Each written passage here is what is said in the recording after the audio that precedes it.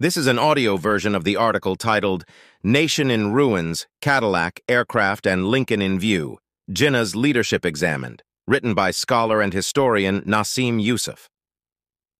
Before I read the article, let me provide some background on Pakistan as per the author.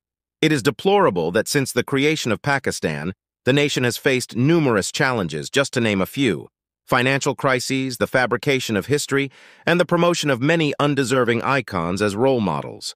Although the country is called the Islamic Republic of Pakistan, several of its highly promoted heroes hardly or never followed Islam during their lifetime, besides other negatives. The lack of a distinct national identity in Pakistan, reflected in the nation's embrace of foreign individuals as icons and the absence of national recognition for its own genuine heroes, has contributed to serious problems. The chaotic environment, coupled with malpractices, the misappropriation of the state's funds, and the poor accountability of powerful individuals, has not only ruined the country, but also fostered corruption within the nation. Consequently, despite its great potential, Pakistan has emerged as one of the most backward, corrupt, and dishonest nations globally, tarnishing its image on the world stage. Among the reasons for its failure, Pakistan's leadership not only suffers from an extreme lack of vision, but is also burdened with selfish, power-hungry, corrupt, and luxury-loving figures in positions of authority.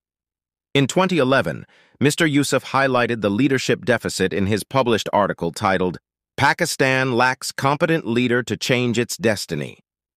To shed light on unknown or suppressed facts, in his December 2023 article, Mr. Yousaf evaluates Muhammad Ali Jinnah's leadership, emphasizing his preferences amid grave crises. I will now read the article whose title I mentioned at the beginning, and it has been featured in multiple newspapers. Since 1947, Pakistan has faced a tumultuous history marked by political upheavals, economic difficulties, corruption, and instability, with Muhammad Ali Jinnah serving as the inaugural Governor-General. The nation was not given a sound foundation, and its challenges can be attributed to Jinnah's lack of foresight, limited governance experience, dictatorial tendencies, and the suppression of opposition figures like Allama Mashriqi. Furthermore, Jinnah's extravagant choices set a lasting precedent in the political landscape. Early communications between the newly appointed Pakistani ambassador, Mirza Abul Hassan Isfahani, and Governor-General Jinnah underscore a stark contrast between personal indulgences and the critical needs of the state. The letters reveal Jinnah's pursuit of a Cadillac super limousine, a Lincoln, and a Beechcraft Model 34 airplane, indicating a disconnect with the nation's crisis.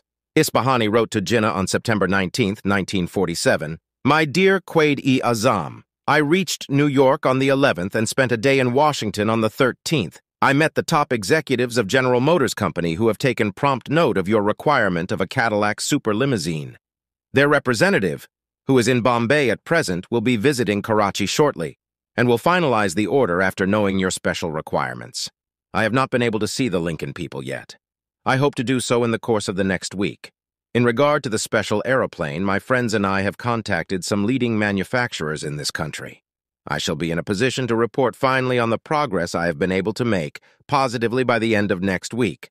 I hope to present my credentials to the President of the United States sometime next week and enclose, for your private information, a copy of the speech that I shall deliver at the time I present my credentials." Instead of urging the ambassador to focus on the interests of the newly formed state, which was only about a month old, Jinnah was preoccupied with procuring luxury items even before the ambassador presented his credentials. This reflects Jinnah's desperation to obtain both vehicles and an aircraft.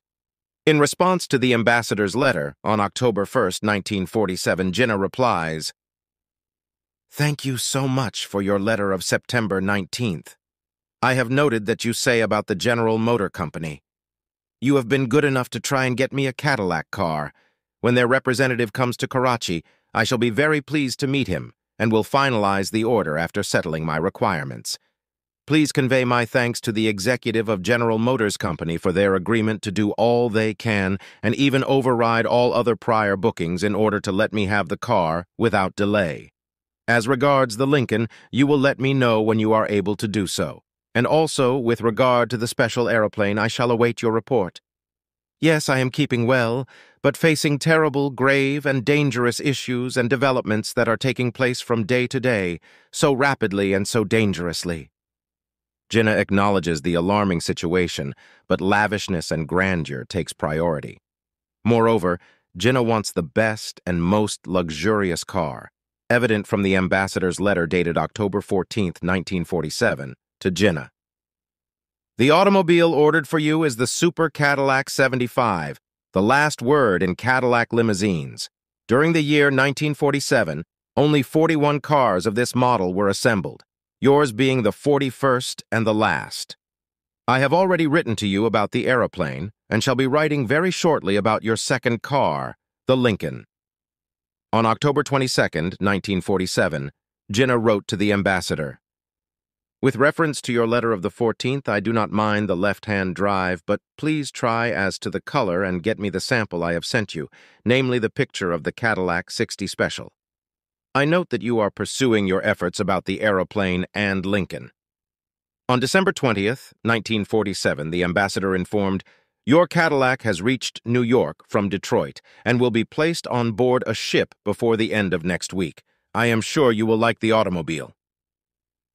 The ultimate luxury reached Karachi in early 1948. Facing Pakistan's financial crisis and a scarcity of parts and servicing facilities, the planned acquisition of aircraft and a Lincoln car had to be abandoned. Jinnah acknowledged this in a letter to the ambassador, noting, it is very kind of the Beechcraft Corporation to help us in every way, but although it may cost $250,000, the difficulty with these aircraft will be servicing.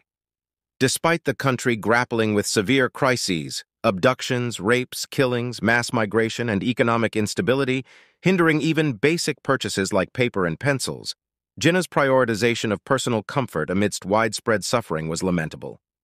In light of the nation's dire situation, he should have demonstrated modesty and avoided practices akin to those of the Viceroy of India.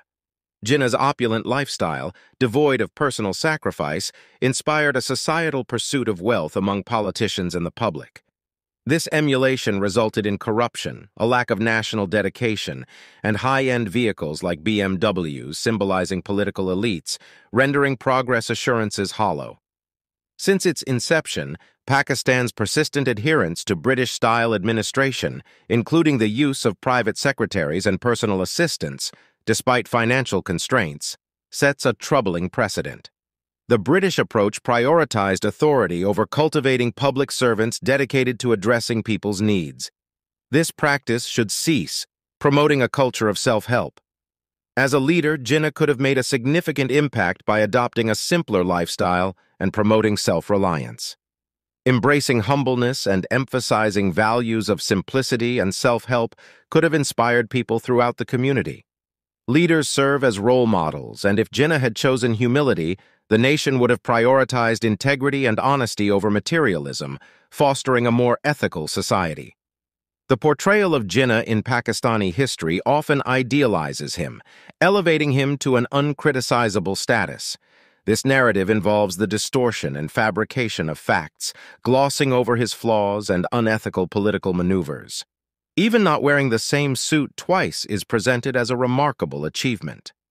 Despite the common belief that Jinnah's impact on Pakistan was limited due to his untimely death, he had a significant period, from 1940 when the Pakistan Resolution was adopted until his passing in 1948, to shape the nation's vision and constitution. I have emphasized, and many now agree, that the creation of Pakistan, from the two-nation theory to the partition of India, was orchestrated by British rulers. If Jinnah were powerful enough to create Pakistan, he would not have allowed the partition of Punjab and Bengal. In my published works, such as the documentary The Road to Freedom, Allama Mashriqi's historic journey from Amritsar to Lahore, and the article The British Chessboard, Jinnah, Gandhi, and the Strategic Divide of India, I have delved into unknown aspects of Jinnah's and Gandhi's politics. Pakistan urgently requires a selfless figure akin to Allama Mashriqi, an exceptionally educated and unmatched personality in the world. Unlike leaders such as Jinnah, Mashriqi chose unpretentiousness over personal comfort, owning only a couple of khaki shalwar and pajama sets, repeated after self-washing. Despite his status as a world-famous mathematician and with plenty of coxars at his disposal, he personally handled tasks like typing letters and cleaning his office, which was in a tent. Mashriqi's commitment to a modest lifestyle reflected his values and dedication to uplifting the nation. In today's ostentatious realm of power, Mashriqi's example gains relevance. A figure prioritizing people's welfare over personal luxuries is vital for Pakistan's future, marked by equality, justice, and genuine progress. As someone influencing millions, he inspired people to adopt simplicity as a way of life. To sum up, the ambassador and Jinnah's letters serve as poignant reminders that reversing the challenging conditions in the nation requires a departure from opulence and a demand for leadership accountability. Ceasing dependence on loans and charity is crucial to prevent the country's tarnished global reputation. Amidst the challenges and stark social and financial disparities, a critical examination of Jinnah's legacy is imperative. The populace must insist that politicians, men in power across sectors, embrace simplicity or relinquish governance responsibilities. Not only those in authority, but also citizens must, for the love of their homeland, forsake extravagance and exhibit empathy. Expressions of patriotism ring hollow without self-sacrifice and concrete actions for its betterment. This shift can combat corruption and address the correlation between a lavish lifestyle and increased fraudulent practices. Advocating for humility, altruism, and aligning with Mashriqi's virtues becomes vital in fostering a culture defined by integrity and answerability, especially in the face of the overall pathetic situation in the land. Furthermore, in addition to the article I just finished reading, to apprise the people of the hidden facts of the freedom movement of British India, in August 2023, Mr. Nasim Yousaf provided new insights into our history through a documentary titled The Road to Freedom, Allama Mashriqi's historic journey from Amritsar to Lahore.